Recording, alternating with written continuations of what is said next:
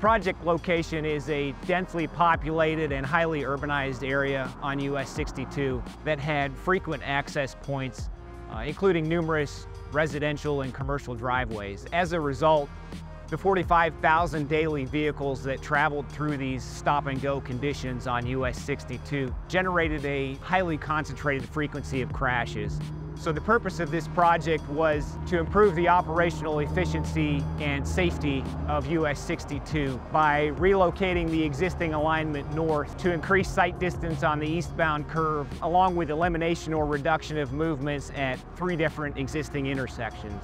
It was a great opportunity for us. A lot of the work that we do a lot of underground work. This had some big pipe with it, the 36-inch water line, a lot of storm sewer work, sanitary work. The project had a very ambitious project scheduling, and the scheduling was made by the project superintendent, Aaron Dreger, for the Great Lakes Company, and they did a very good job following the schedule and complete the project a year ahead of the original completion date. So this was a good job for Great Lakes. It was a lot of roadway, a lot of underground, a lot of concrete, just a good overall project for what Great Lakes does. In addition, direct driveway access to US-62 was also reduced with a new 2-lane frontage road, providing access to and across US-62 at a new signalized intersection.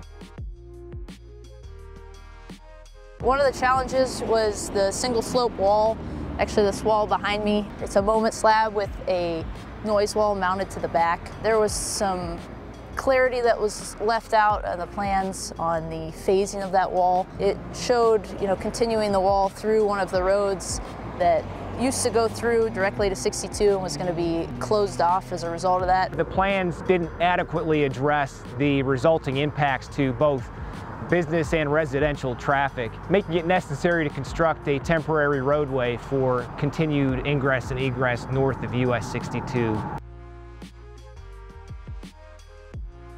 One of the major challenges that we encountered was the existing 36-inch water main under US-62 being significantly shallower than indicated in the plans. Making changes on the fly, making changes in the field is not easy, especially at a time where obtaining the water line was years in advance to get pieces. But it's a good example of how partnering facilitated down to other entities. Canton Water Department had a ton of good input. They really worked with us on helping to get the material quicker. The sequence of work was revised, allowing the new 36-inch water main crossing US-62 to be fully constructed and made active under live traffic prior to completion of the roadway work at that location.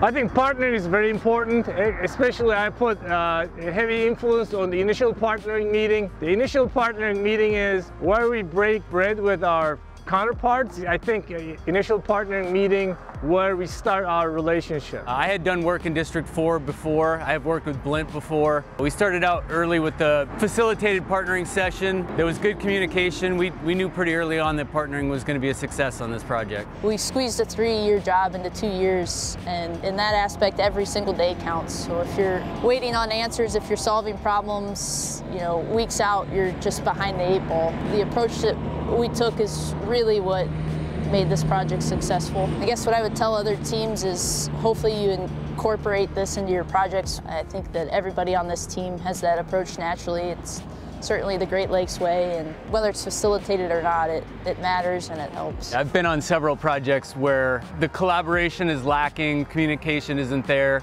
and it certainly makes them more difficult. This project was successful because of the collaboration and the communication. 30 years ago, I was lucky to be involved on a District 4 project, Akron East Leg reconstruction project. I believe it won an Excellence in Concrete Pavement Award. So I was in the company of ODOT leaders and industrial leaders at the time. Among the ODOT leaders and our Deputy Director, David Dreger, what makes it special to me is Aaron Dreger happens to be David Dreger's granddaughter. And here I am, I did a project with Aaron, and it was a successful project again.